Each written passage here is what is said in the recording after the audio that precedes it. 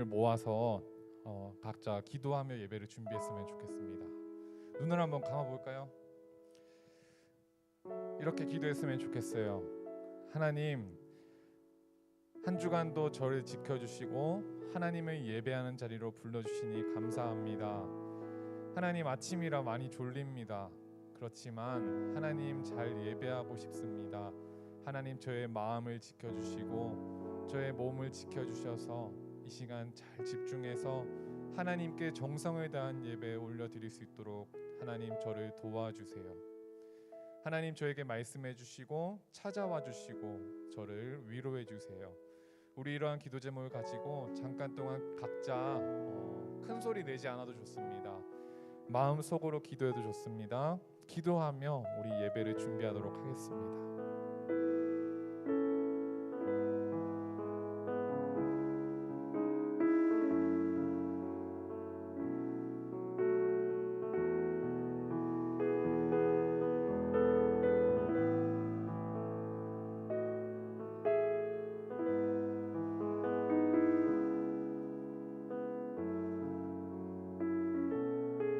이 시간 함께 사도신경으로 우리 신앙을 하나님께 고백합니다. 나는 전능하신 아버지 하나님, 천지의 창조주를 믿습니다.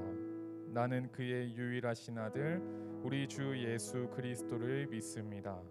그는 성령으로 잉태되어 동정녀 마리아에게서 나시고 본디오 빌라도에게 고난을 받아 십자가에 못 박혀 죽으시고 장사된 지 사흘 만에 죽은 자 가운데서 다시 살아나셨으며 하늘에 오르시어 전능하신 아버지 하나님 우편에 앉아 계시다가 거기로부터 살아있는 자와 죽은 자를 심판하러 오십니다. 나는 성령을 믿으며 거룩한 공교회와 성도의 교제와 죄를 용서받는 것과 몸의 부활과 영생을 믿습니다. 아멘. 이 시간 찬양하겠습니다.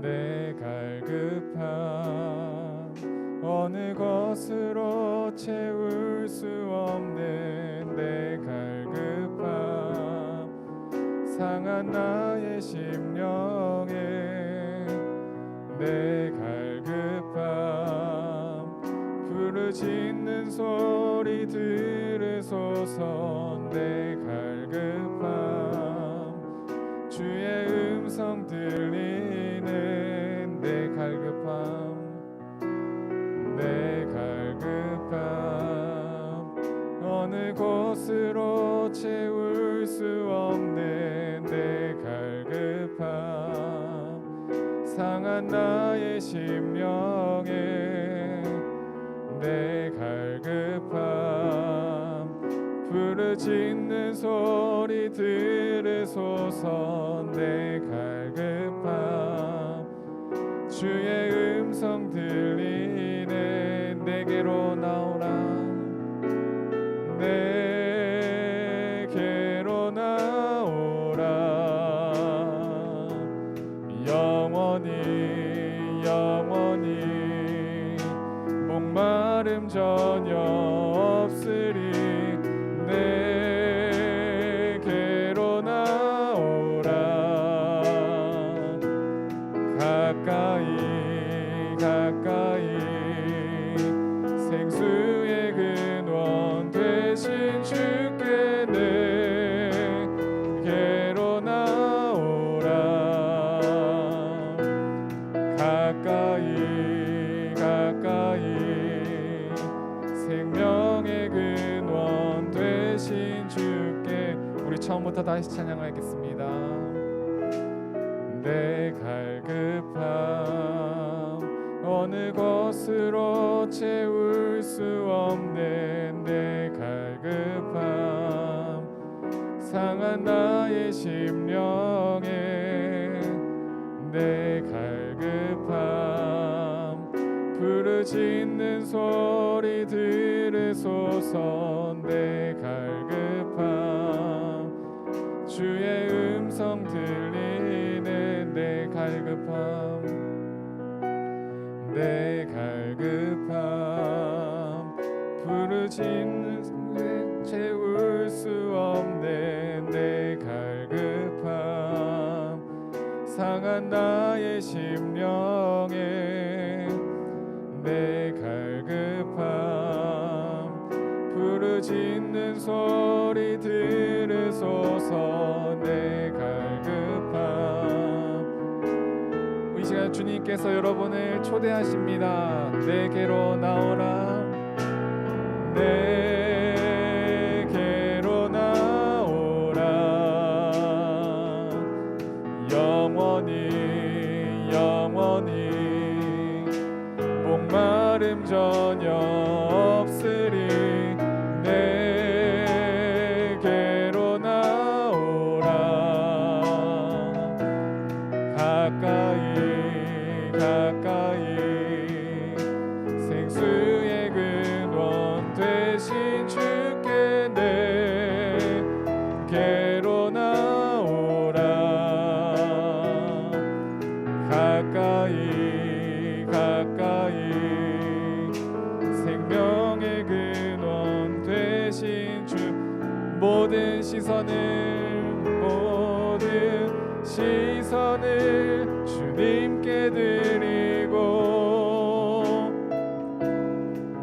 살아계신 하나님을 느낄 때 내 삶은 주의 역사가 되고 하나님이 일하기 시작한 모든 시선을 주님께 드리고 살아계신 하나님을 느낄 때 내 삶은 주의 역사가 되고 하나님이 일하기 시작하네.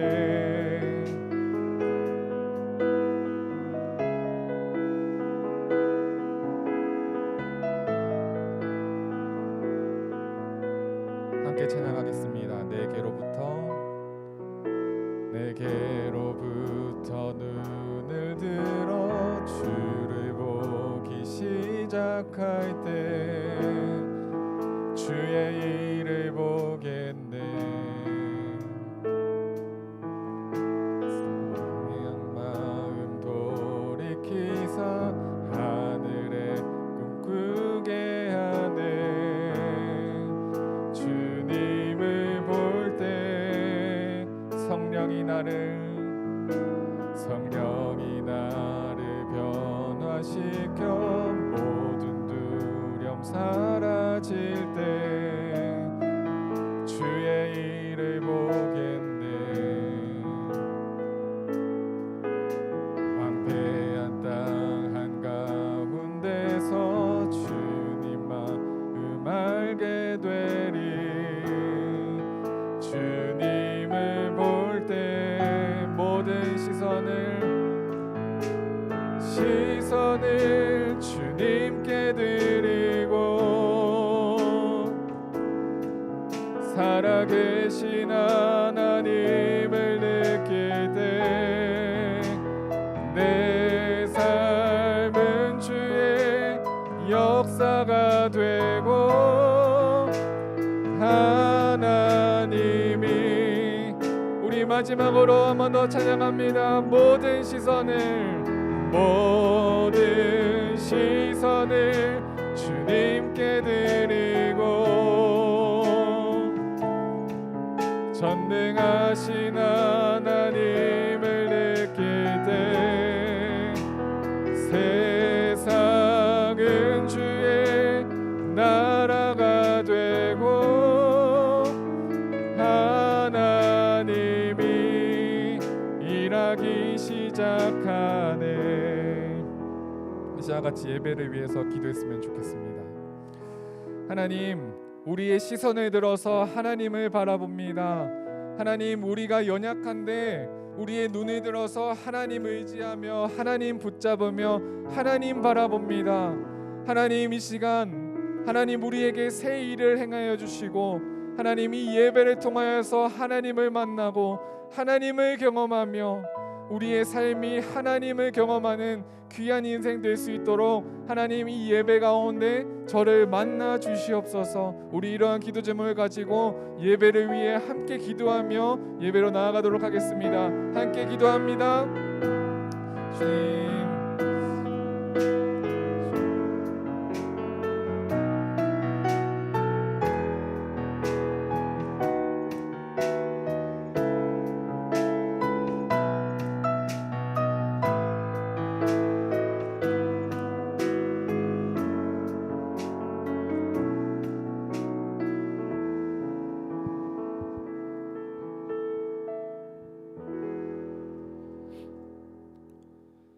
사랑이 많으신 주님, 한 주간 저희를 지켜주시고 아침잠을 깨우셔 귀한 청소년부 예배 시간을 지킬 수 있게 해주심 감사합니다.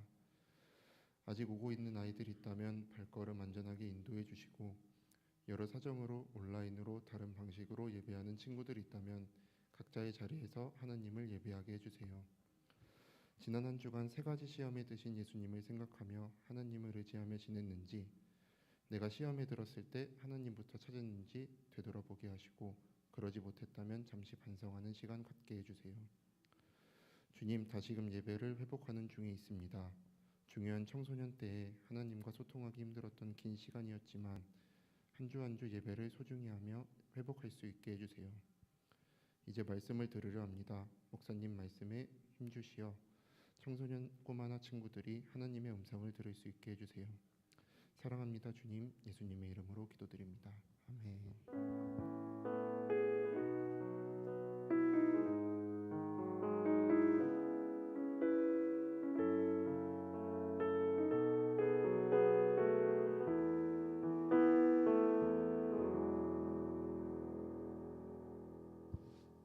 이 시간 하나님께서 우리에게 주시는 말씀은 마태복음 4장 12절에서 17절입니다. 자, 마태복음 4장 12절에서 17절 한번 찾아주세요.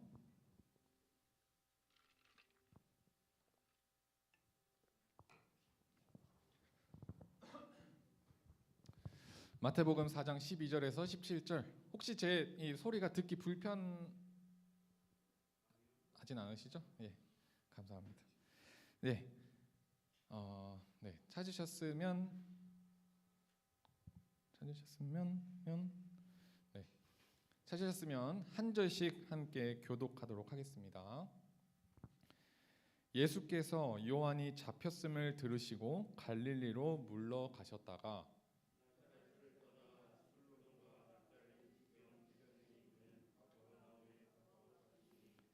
이는 선지자 이사야를 통하여 하신 말씀을 이루려 하심이라. 일러스되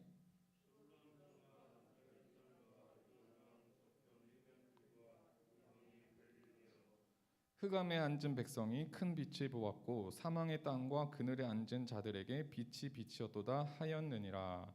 이때부터 예수께서 비로소 전파하여 이르시되 회개하라, 천국이 가까이 왔느니라 하시더라. 아멘. 하나님께서 오늘 이 말씀을 통해 우리에게 은혜 주시기를 원합니다. 여러분, 한 주간 잘 지내셨나요? 잘 지냈죠? 시험 끝나고 좀 그나마 자유를 느끼셨나요? 시험 끝나니까 수학평가 바로 갔어요. 이거 뭐 어떻게 도와줄 수도 없고 어떡하나. 수행평가 제가 도울 거 있으면 갖고 오세요. 도와드릴게요. 자, 지난주에 우리 한번 함께 나눴던 하나님의 말씀 내용을 한번 생각해 볼까요? 예수님이 받은 시험처럼 우리에게도 시험이 찾아올 수 있어요. 그렇죠? 그럴 때 우리가 그 시험에 어떻게 대응해야 될지 예수님께서 말씀을 통해 우리에게 보여주셨습니다. 그렇죠? 시험 종류가 세 가지 뭐였죠? 약점 시험, 증명 시험, 그리고 기준 시험. 그렇죠? 약점 시험은 우리의 강한 부분 아니라 우리의 약한 부분으로 시험이 찾아온다는 거예요. 그렇죠? 그럴 때 우리는 어떻게 해야 된다? 더 하나님의 말씀을 붙잡아야 된다. 뭐 처음 듣는 얘기 아니죠? 여러분. 자, 붙잡아야 된다. 증명 시험. 우리의 삶의 여러 가지 기적이나 이런 일들로 자꾸만 하나님의 자녀가 맞는지 증명하라는 시험이 우리에게 오죠. 그럴 때 제가 지난주에 어떤 네 글자를 대응을 하라고 그랬죠? 어쩔 TV 그러라고 했어요. 어쩌라고? 약간. 왜? 하나님이 이미 우리를 하나님의 자녀 삼아 주셨기 때문에 우리는 기적을 가지고 내가 하나님의 자녀인지 증명할 필요가 없어요. 우리가 하나님의 자녀임을 믿고 살아간다면 하나님이 우리의 삶으로 이 세상 가운데 증명하시니까 우리가 증명하려 할 필요가 없고 하나님을 믿으며 살아가면 되는 거예요. 믿으시죠? 세 번째, 마지막 기준 시험이 있었어요. 세상의 좋은 기준들이 우리에게 찾아와요. 그리고 이게 전부다. 이 기준이 최고다.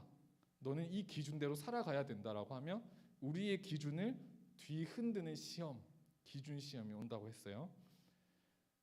하나님의 말씀보다는 뭐 돈인 것 같고 명예인 것 같고 대학인 것 같고 취업인 것 같고 좋은 직장인 것 같고 내 이름으로 된 집인 것 같고 이런 수많은 기준들이 우리의 삶을 이끌어 가려고 할 때 우리는 어떻게 하면 된다. 제가 지난주에 이렇게 어떻게 하면 된다? 딱 하나님 말씀이 우리에게 삶의 기준을 딱 박아두면 된다. 아시겠죠? 세 가지 시험을 우리 지난주에 함께 봤습니다. 예수님께서 시험이 찾아왔을 때 아주 멋지게 승리하는 모습을 우리에게 보여주셨어요. 그러면 우리는 예수님처럼 우리에게 시험이 다가올 때 예수님처럼 대응하면 우리도 이길 수가 있어요.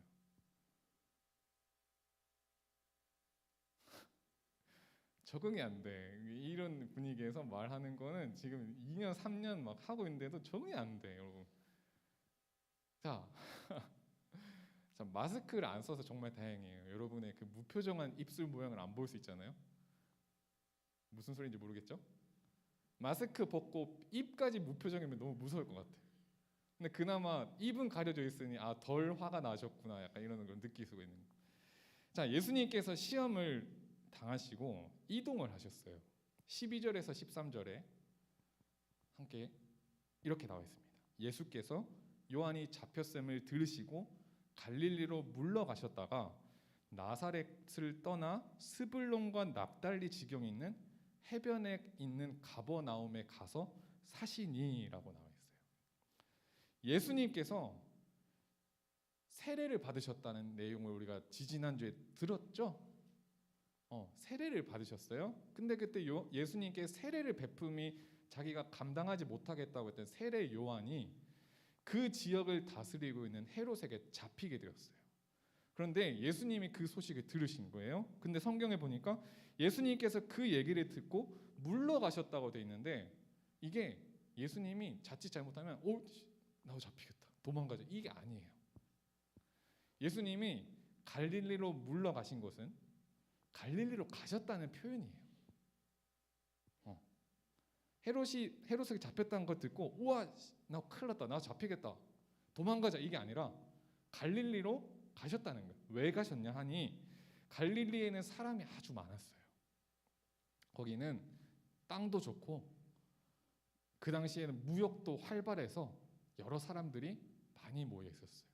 유대인들도 있었고 이방 민족도 있었고 다양한 사람들이 많이 모여 있었다. 그러니까 예수님 입장에서는 갈릴리로 가서 복음을 전하면 더 많은 사람들이 하나님에 대해서 알게 되겠구나. 그곳에 가서 하나님의 말씀을 전하려고 가셨어요. 그런데 가장 중요한 거는 뭐였냐면 예수님께서 갈릴리로 가시는 게 하나님의 뜻이 이루어지는 일이기 때문에 가셨다는, 이게 가장 중요한 거예요. 자, 여러분 커피 드실래요? 이렇게 드실 분 갖고 와서 드세요. 자, 가셨어요. 하나님 뜻을 이루기 위해서. 14절에 보니 예수님께서 가버나움으로 가셨는데 이는 선지자 이사야를 통하여 하신 말씀을 이루려 하심이라. 일러스되 스불론 땅과 납달리 땅과 요단강 저편 해변길의 길과 이방의 갈릴리여 흑암에 앉은 백성이 큰 빛을 보았고 사망의 땅과 그늘에 앉은 자들에게 빛이 비치었도다 하는 이 말씀을 예수님께서 이루기 위해서 갈릴리로 가셨다라는 거예요. 이 구절을 우리가 한번 이렇게 문맥 분석을 해볼까요? 여러분 이렇게 나중에 고등학교 가서 모의고사 지금 이런 문제 나오잖아요. 다음 중 기억에 해당하는 의미로 알맞은 것은 뭐 이렇게 이 단어가 함축하고 있는 건 무엇인가? 우리 이거 잘 분석을 해야 돼요. 한번 연습을 해보자 이거예요. 자 14절 마지막에 마지막 네 글자가 뭐라고 돼 있어요? 일러스되라고 돼 있어요. 자 이게 뭐냐면은 이런 거예요. 약간 쉽게 말하면 한번 봐봐라. 자 봐라.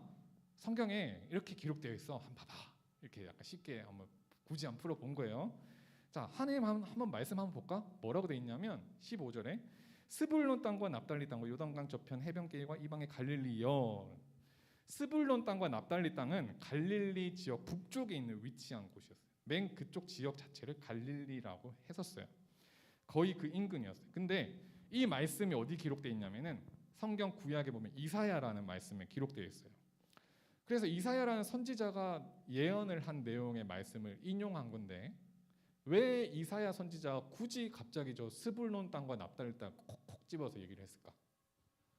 왜 그랬을까? 맞추는 사람에게 제가 커피 말고 맛있는 거 드릴게요. 자, 왜 스불론 땅과 납달리 땅을 콕콕 집어서 얘기를 했을까? 한번 아무거나 얘기해봐요.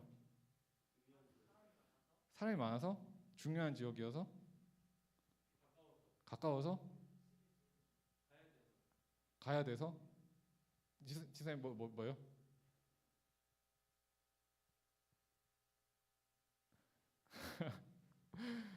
왜 이사야가 저기 스불론과 납달리를 콕콕 집어서 얘기를 했냐면은 이 스불론과 납달리 땅이 그 당시에 예수님이 있던 이 당시 말고 이사야가 이 말씀을 선포하던 그 당시에 그 지역이 수치스러운 땅의 상징이었어요. 이해가 돼요? 스불론과 납달리 땅 하면은 사람들이 생각하기를 수치스러워. 그 땅이었다라는 거예요. 왜 그랬냐면 주전 732년에 아수르라는 나라가 북이스라엘에 쳐들어왔어요. 침략을 받았고 그때 가장 먼저 빼앗긴 땅이 스불론과 납달리였다는 거예요. 자, 전쟁에 의해서 폐허가 되고 황폐화가 되고 짓밟힌 땅이 바로 스불론과 납달리였다. 전쟁으로 침략받으면 그 땅이 얼마나 황폐화되는지 우리 이 시대에서 너무 잘 알 수 있는 한 예가 있어요. 그렇죠? 우크라이나에서 지금 전쟁이 나고 있어요. 한번 그들의 삶을 한번 생각해 보세요. 어느 날 누군가의 욕심에 의해서 일어난 그 전쟁에 따라서 얼마나 많은 사람들의 일상이 황폐화되었습니까? 수많은 사람들이 생명을 잃고 생업을 잃었고 가족을 잃었어요. 가족이 살던 소중한 터전이 불타서 없어진 거예요. 웃음소리가 나야 될 거리가 울음소리로 가득하게 되었어요. 그런 동네가 보면은 어둠 그 자체인데 오늘 말씀 속에서 읽었던 스불론과 납달리가 이사야 당시에 바로 그런 땅이었다는 거예요. 황폐화되고 짓밟히고 소망은 없고 절망만 가득한 어둠의 땅, 실망이 가득했던 바로 그 땅이었는데 하나님께서 이사야 선지자를 통해서 거기에 뭐라고 약속했냐면은 그 흑암에 내가 빛을 비추어 주겠다라고 얘기를 하시는 거예요. 너희가 절망밖에 없는데 내가 너희에게 소망을 주겠다. 너희가 실망만 하고 있는데 내가 너희에게 희망을 주겠다. 내가 너의 문제를 해결해 주겠다. 하나님이 약속하시는 말씀이 바로 흑암에 행하던 백성이 큰 빛을 보았고 사망의 땅과 그늘에 앉은 자들에게 빛이 비추었더라라고 하는 말씀이라는 거예요. 흑암 깊숙이 앉아 있는 사람이 빛을 보면 얼마나 밝겠어요. 그렇죠? 여기서 우리가 환한 상태에서 빛을 보면은 여기에 얼마나 노란 빛이 비치고 있는지 잘 안 보여요. 그런데 재윤 쌤 혹시 이 흰 조명 다 꺼주실 수 있나요? 흰 조명 다 꺼주세요. 뒤에 이거 그 6개 버튼 다 눌러. 자 이렇게 끄니까 이게 조금 더 밝은 상태였구나를 아시겠죠? 다시 켜주시면 될 것 같아요. 밝은 상태에서는 빛이 얼마나 밝은지 잘 몰라요. 그런데 어둡고 더 어두운 짙은 어둠 안에 있는 사람이 자그마한 빛을 봐도 그 빛이 정말 커 보이는데 흑암에 앉아 있는 그 백성들에게 하나님이 약속하시기를 내가 너희에게 빛을 비추어 줄 거다라고 약속하시는 거예요. 절망 속에 있고 실망 속에 있고 좌절하고 있던 사람들에게 빛이 비추어졌다. 그거는 반전이 시작되는 거예요. 야, 너네 절망으로 내비두지 않을 거야. 내가 거기에서 반전을 시작할 거야. 반전. 예수님께서 요한복음 8장 12절에서 이렇게 말씀하셨어요. 예수께서 또 말씀하여 이르시되 나는 세상의 빛이니 나를 따르는 자는 어둠에 다니지 아니하고 생명의 빛을 얻으리라. 예수님께서 이 땅에 오신 이유가 바로 이런 이유 때문에 오신 거예요. 전쟁으로 인해 황폐화되고 절망밖에 없던 그 땅에다가 하나님이 빛을 비추신 것처럼 죄의 종으로 인해서 우리가 어둠 속에서 평생을 종노릇 하다가 영원히 죽을 수밖에 없는 우리에게 예수님께서 빛을 비추어 주셔서 거기서 반전을 시도하시고 하나님의 자녀 삼아 주시려고 예수님이 오셨다. 예수님이 오셨을 때 원래 그 어둠 가운데 손발 묶여가지고 쇠사슬 차고 있던 자들이 누구입니까? 바로 저와 여러분이에요. 우리는 뭐 크게 내가 잘못한 것도 없는 것 같은데 어찌됐건 우리는 영원한 죽음에 이를 수밖에 없는 사람들이 우리들이었다는 거예요. 그런데 예수님께서 그걸 눈여겨볼 수가 없기 때문에 거기에다 빛을 비추셔서 어둠을 물리치고 쇠사슬을 풀어버리시고 우리 발에 있는 죄의 사슬을 풀어버리시고 하나님의 자녀라고는 새 옷을 입혀주시려고 예수님 오셨다는 거예요. 완전히 바뀌지 않겠어요? 여기에 무릎 꿇고 목에 발음 차야 돼요? 쇠사슬? 목에 쇠사슬 차고 막 발에 막 차고 있던 사람이 다 풀고 깨끗하게 다 씻겨가지고 새 옷을 입힌 사람으로 완전히 변화되는 그 일을 위해서 예수님이 오셨다라는 거예요. 누가복음 1장 79절에서 이렇게 얘기해요. 어둠과 죽음의 그늘에 앉은 자에게 빛이 비추어지고 우리의 발을 평강의 길로 인도하시리라. 바로 이 일을 위해서 예수님이 이 땅에 오셨어요. 예수님께서 이 땅에 오심으로 인해서 어둠에 빛이 비추어졌어요. 여기 불 다 끄면 어두워요. 근데 빛이 비추어지면 뭔가가 보이기 시작하는 거예요. 죄의 문제로 죄의 종이었던 우리는 어둠 안에 사망의 그늘 안에 주저앉아서 좌절할 수밖에 없는데 하나님이 예수님을 보내셔서 거기에 빛을 비추어 주셨다. 예수님의 빛이 비추어지니 거기는 더 이상 어둠이 없어지는 거예요. 지난주에 시험 얘기했잖아요. 시험이 언제든 우리를 삼키려고 하고 있는데 원래는 그 안에 우리가 삼켜져 있는 존재였는데 예수님이 그 시험 팍 치워버리셨다. 어둠이 없어졌다. 우리의 목을 얼매고 있던 죄의 사슬을 벗기시고 하나님의 자녀라는 새 옷을 입혀주셨다. 예수님이 이 땅에 오셔서 우리에게 비추어진 그 빛 있잖아요. 빛. 그거는 우리의 존재가 영원한 생명을 누리는 그 일뿐만이 아니라 우리 안에 있는 어두움 곳곳을 밝히 비추어 주셔요. 그 말이 뭐냐면 사람은 누구나 연약하기 때문에 우리 안에 감추고 싶은 어두운 면들이 있잖아요. 그런데 예수님께서는 그곳 구석구석을 찾아다니면서 거기에 빛을 비추신다는 거예요. 아픈데 숨기고 싶은데 그거를 들춰내서 더 아프게 하려고 하신 게 아니라 그곳을 치료하시고 위로하시고 만지시는 분이 예수님이시다. 우리는 연약하기 때문에 누구나 그림자가 있어요. 지난주에 함께 나눈 기준 시험처럼 이 땅에 살다 보면은 여러 가지 기준도 우리 시험이 옵니다. 하나의 예를 드는 거예요. 성적, 성격, 우리 집안 배경, 나의 친구가 몇 명쯤인지, 내가 이런 걸 잘하는지 저런 걸 잘하는지 이런 기준들로 나를 보다 보면은 내가 굉장히 나한테 불만이 생길 수밖에 없어요. 안 그렇겠어요? 모든 사람이 다 잘하는 사람은 없어요. 누군가에 비해서 내가 감추고 싶은 나의 그림자가 분명히 있기 마련이에요. 그런데 그런 세상의 기준들로 나를 자꾸 보고 평가하고 판단하다 보면 나에게는 그림자 투성이야. 모든 걸 다 감추고 싶어. 여러분에게는 어떤 그림자가 있으십니까? 남들에게 감추고 싶은 나의 약점, 나의 비밀, 나의 아픔 그런 것들이 어떤 게 있으신가요? 연약한 모습을 그림자라고 해요. 심리학자 칼 융이라는 사람이 이런 얘기를 했어요. 모든 사람은 그림자를 가지고 있고 그것이 덜 드러날수록 그림자는 더욱 어둡고 진하다. 약점처럼 우리가 누구에겐가에서 나의 약점을 감추고 싶고 안 드러내고 싶으면 싶을수록 그 약점은 더 어둠이 짙어진다는 거예요. 더 길어지고. 그래서 누가 살짝만 그걸 딱 건드려도 팍 터지는 거예요. 팍 터지는 거예요. 인정하기 싫고 드러내지는 거 싫고 그러면 인간관계 다 차단해버리고 또 나는 그 안에 숨어버리고 이런 일들이 반복되는 게 우리의 삶일 수도 있는데 예수님께서 이 땅에 오셔서 비추어진 그 빛은 우리의 그런 곳들에게도 빛을 비춰주시는 거예요.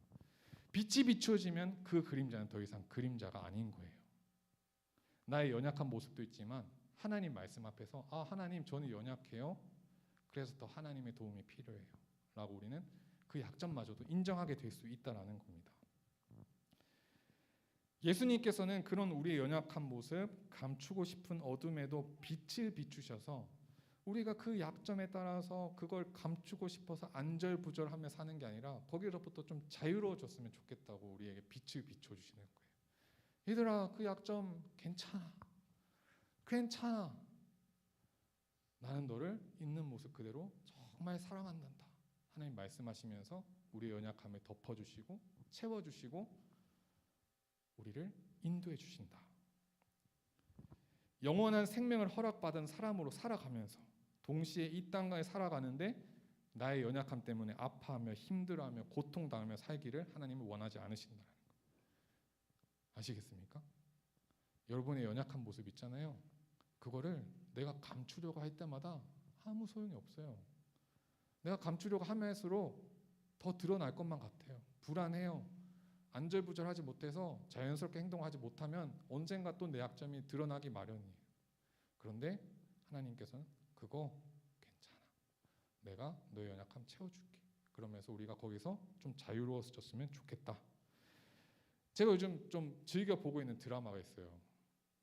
뭘까요? 여러분은 잘 모를 수도 있어요. 제목 보고 추측해봐요. 아무도 모르시는구나. 진사님 어떻게 아세요? 넷플릭스에서 하는 것 같은데. 나의 해방일지라는 드라마가 있어요. 자신의 삶 속에서 행복을 찾으려는 사람들의 이야기를 담은 드라마예요. 그런데 그 사람들은 자기의 일상 속에서 행복을 찾으려고 막 이런저런 아등바등 살아갑니다. 그런데 예수님께서 이 땅에서 하신 일들은 예수님 자신의 행복이 아니라 여러분들이 정말 이 땅에 살아가면서 나의 약점으로부터 자유하고 나의 연약함으로부터 자유하고 해방되어서 하나님의 자녀로 이 땅에 자신 있게 자신감을 가지고 살아가기를 원하시는 분이 누구시다? 예수님이시다. 우리가 우리의 연약함을 인정하고 하나님 제가 이런 부분이 연약해요. 하나님 도와주세요. 그러면 너의 그 약점 오케이 너 죽었어 걸리기 말고 이게 아니라 그래 너 연약해 내가 너의 그 연약함을 채워줄게. 너 연약해 괜찮아 내가 너와 함께 있으니 내가 그걸 채워줄게. 이런 분이 하나님이시니까 우리가 연약한 점이 있을 때 막 이게 드러날까 봐 안절부절 하는 게 나을까요? 아니면 하나님께 나와서 기도하며 하나님께 나의 약점을 인정하는 게 나을까요? 비교가 안 돼요? 그게 훨씬 우리에게 자유로운 삶을 허락해 주신다. 예수님께서 이 땅에 하신 일들은 오늘 설교의 제목처럼 우리를 자유롭게 하기 위한 예수님의 해방일지다. 상처를 벗어나고 허덕이지 않으며 건강하게 행복하게 살기를 원하십니다. 예수님께서 이 땅에 오신 것이 바로 빛으로 오셔서 우리의 어둠을 빛으로 가려주시고 채워주시고 하나님의 말씀으로 우리 스스로를 보게 만들어요. 세상의 기준, 성격 이런 것들로 나를 보는 게 아니라 하나님의 기준. 창세기에서 뭐라고 말씀하시냐면 보시기에 심히 좋았더라. 하나님이 서연이를 보면서 말씀하시기를 서연이가 내가 보기에 심히 좋았다. 우리 은찬이 보면서 하시기를 은찬이가 내가 보기에 심히 좋았다. 하나님의 그 말씀을 가지고 나를 보게 하시니 내 연약함이 있지만 그건 크게 문제가 되지 않아요. 그렇지 않겠습니까? 이 사실을 꼭 믿으셨으면 좋겠습니다. 그럴 때 우리는 나를 더욱더 사랑하고 나를 더욱더 소중하게 여기며 살아갈 수 있어요. 사람들의 평가나 질타에 흔들리지 않고 나의 연약함을 객관적으로 볼 수 있지만 그거는 그대로 인정할 수 있다는 거예요. 왜냐하면 예수님께서 우리의 어두운 그림자에 빛을 비추시고 나는 너를 있는 모습 그대로라고 사랑하시며 우리에게 확신을 주시는 예수님께서 함께 하시니까. 예수님께서는 이런 기쁨의 복된 소식을 전하기 위해 선포하셨어요. 17절에 이때부터 예수께서 비로소 전파하여 이르시되 회개하라 천국이 가까이 왔느니라. 회개는 돌이키는 거예요. 유턴하는 거예요. 우리가 어둠 속에서 좌절하고 주저앉아 있다가 어둠에서부터 나오라는 거예요. 그렇죠? 천국이 가까이 왔다. 나와라 얘들아. 하나님께 돌아오라.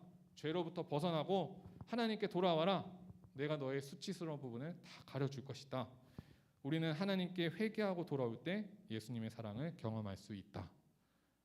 그래서 아까 찬양 가사처럼 그렇게 하나님 말씀하신 거예요. 내게로 나오라 가까이 가까이 생명의 근원 되신 주님께. 예수님은 우리의 수치스러운 어두움의 운명에 빛을 비추어서 하나님의 자녀가 되게 해주셨고 우리의 연약한 그림자 곳곳에 빛을 비추셔서 우리가 이 땅을 조금 더 자유롭게 살아가기를 원하십니다. 하나님의 빛 가운데 살아가면 우리가 이 땅에서도 더 행복하게 자신감을 가지고 살아갈 수 있어요. 다른 누군가의 말이나 평가 기준이 아니라 하나님 말씀 가운데 살아간다면 그것을 위해 예수님이 이 땅에 오셨어요. 예수님께서 이미 놀라운 사랑으로 우리의 죄값을 다 치르고 회개하고 하나님께 돌아오면 된다고 하는데 여전히 내가 내 죄 사슬을 못 풀어가지고 죄고 있고 거기 고통받으면 그건 여러분 너무 어리석은 일 아닐까요? 우리의 수치를 가리시고 죄의 사슬을 끊어내시고 하나님의 사랑의 손으로 보듬어 주시는 빛 되신 예수님 안에 살아가는 우리의 삶이 되었으면 좋겠습니다. 그렇게 살 것을 결단하십니까? 함께 기도하겠습니다. 우리의 연약함을 아시고 우리의 어둠 가운데 빛을 비추어 주신 하나님의 사랑을 감사합니다. 하나님, 우리가 이 땅을 살아가면서 나의 어두운 면, 나의 그림자를 내가 가리려고 아등바등하며 살아갈 것이 아니라 우리의 연약함마저도 사랑하시며 보듬어 주시고 채워주시는 하나님께 나의 그림자를 내어드리며 하나님 비춰주시는 빛 안에서 자유롭게 자신감을 가지고 이 땅에서 기쁨으로 살아가는 우리 꿈 하나 청소년부 다 될 수 있도록 도와주시옵소서. 감사합니다. 예수님의 이름으로 기도합니다. 아멘. 우리 함께 하나님께 봉헌하며 찬양하도록 하겠습니다.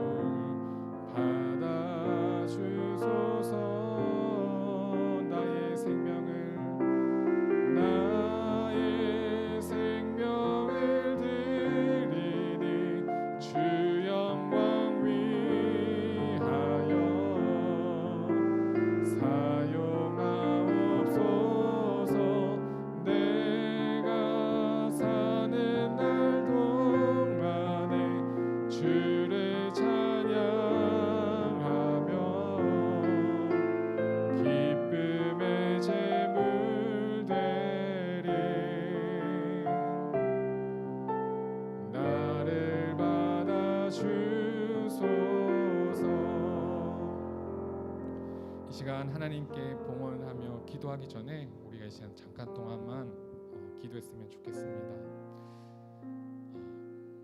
불 좀 아까 전처럼 꺼주시면 좋을 것 같아요. 여러분 눈을 감아볼까요? 두 손을 모으고 옆에 있는 친구 한 명도 의식하지 마시고 앞뒤에 있는 선생님 신경 쓸 필요 하나도 없어요. 이 시간 예수님과 여러분이 단둘이 얘기하는 시간이에요. 이 시간 뭐라고 기도하냐면 하나님께 이렇게 기도했으면 좋겠습니다. 한번 떠올려 보세요. 여러분에게 감추고 싶은 약점, 그림자, 나의 어두운 면들이 있을 겁니다. 이 시간 하나님께 그런 부분들을 고백했으면 좋겠어요. 하나님, 저에게 이런 약점이 있어요. 하나님, 저의 이런 부분은 제가 감추고 싶은 저의 그림자예요. 하나님, 제가 이게 남들에게 드러날까봐 매일매일을 불안해하며 살고 있어요. 하나님, 저의 이 약점 때문에 자신감도 못 갖겠어요. 하나님, 저의 이 부족한 모습 때문에 내 인생이 망해버릴까봐 항상 걱정이에요. 하나님께 이런 고백을 드렸으면 좋겠습니다. 하나님, 저의 연약한 모습들, 저의 부족한 모습들, 저의 어두움들, 저의 그림자들 하나님 다 아시지요. 하나님, 저의 그림자를 하나님 채워주신다고 말씀하셨어요. 하나님, 저의 어두운 이 면 가운데 하나님 빛으로 비춰주시고 우리를 있는 모습 그대로 사랑한다고 말씀하셨지요. 하나님, 저의 그림자를 하나님의 사랑으로 채워주세요. 우리 이 시간 이런 기도 제목을 가지고 소리내지 않아도 좋습니다. 우리 하나님께 간절하게 하나님의 도우심을 구하며 함께 기도하겠습니다. 함께 기도하겠습니다.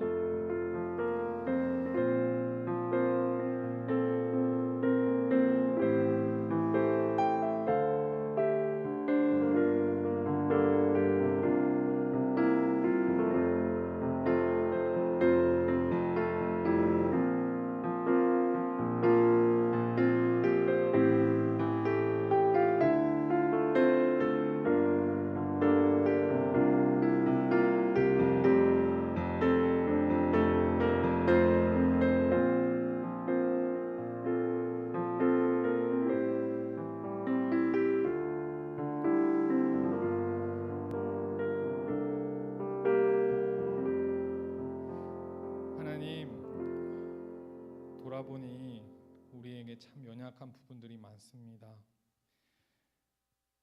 매일매일을 살아가면서 나의 이 약점이 누군가에게 드러날까봐, 누군가에 의해 무시당할까봐, 누군가에 의해 내가 별것 아닌 것처럼 여겨질까봐 노심초사하며 살았던 우리의 모습들이 있습니다. 하나님, 그런 모습들, 그런 두려움들, 그런 조바심들 하나님 앞에 다 내려놓습니다. 사랑하는 우리 꿈하나 청소년부 친구들 한 명 한 명, 하나님께서 그 어두움 가운데 빛을 비추어 주셨다는 그 사실을 기억하며 하루하루를 살아갈 수 있도록 주님 도와주시옵소서. 나의 연약함과 그림자와 약점으로 인해 상처받고 그 상처를 항상 가지고 살아온 친구들이 있다면 하나님 사랑의 손으로 우리 친구들의 상처를 만져주시고 치료하여 주시옵소서. 하나님께서 우리 친구들이 이 땅에 살아가면서 하나님이 나를 사랑하신다라는 사실을 믿고 고백하며 더 자신감을 가지고 더 자유롭게 이 땅을 주님과 동행하며 마음껏 살아갈 수 있도록 주님 도와주시옵소서. 하나님, 하나님께 나오면서 하나님을 사랑하는 이 마음을 이 예물에 담아서 하나님께 드립니다. 하나님께서 기뻐 받아주시고 하나님이 원하시는 곳에 사용하여 주시고 우리 친구들 한 주간의 삶 가운데 나를 사랑하시는 하나님, 나의 연약함을 도우시는 하나님, 나의 부족함을 채워주시는 하나님을 경험하며 하루하루 살아갈 수 있도록 도와주시옵소서. 이제는 우리 주 예수 그리스도의 은혜와 하나님의 크신 사랑하심과 성령님의 교통하심이 말씀 받고 삶의 자리로, 학교로, 학원으로 나아가는 곳곳으로 나아가는 사랑하는 우리 꿈하나 청소년부 친구들 머리 위에 이제로부터 영원토록 함께 하시기를 간절히 축원하옵나이다. 아멘.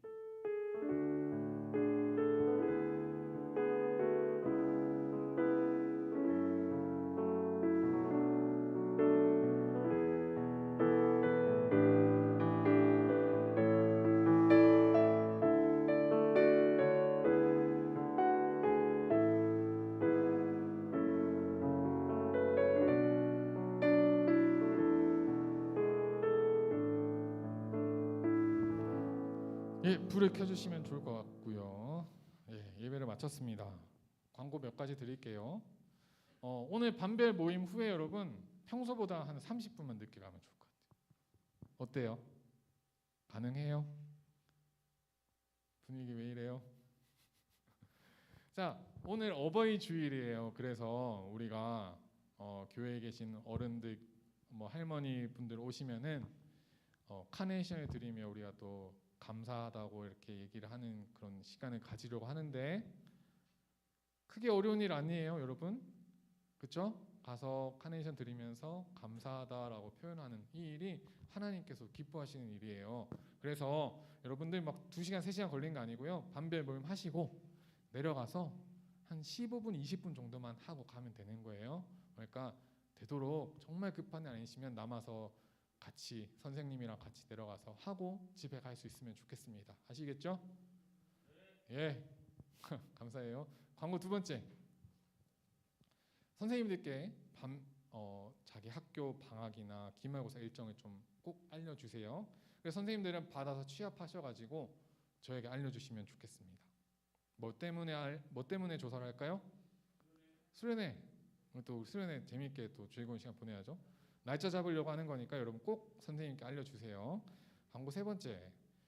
교회 역사 사진전이 있어요. 여러분 우리 교회가 올해 몇 주년이죠? 50주년이에요. 제가 몇 살 같아요? 퀴즈 내보자. 자, 저 몇 살일까요? 25, 26. 지금 선생님들 그러면 그러실수록 우리 청소년부 친구들이 비웃고 있어요. 32살. 우리 친구들은 뭐 의견이 없어요? 네가 몇 살인지 난 관심이 없다 뭐 이런 거예요? 자, 뭡니까? 몇 살 같아 보여요? 40. 살 이렇게 뺐는데도 40. 자, 예, 관심 없군요. 저는 우리 교회가 저보다 17살이나 많아요. 그럼 몇 살이죠? 33. 우리 교회 50년의 그런 역사를 담은 사진들을 밑에 전시하고 있거든요. 야, 내가 태어나기 35년 전에 우리 교회에서 뭔 일이 있었나 그 관심 갖고 내려가서 한번 둘러보고 가셔도 좋을 것 같습니다. 예, 광고는 여기까지고요. 여전히 찬양팀을 모집하고 있습니다. 함께 찬양하기 원하시는 친구들은 선생님께 또 저에게 자유롭게 문의해 주시면 되겠습니다. 예, 이상 광고 마치고 각 반별로 모임하시도록 하겠습니다. 네, 고생하셨습니다.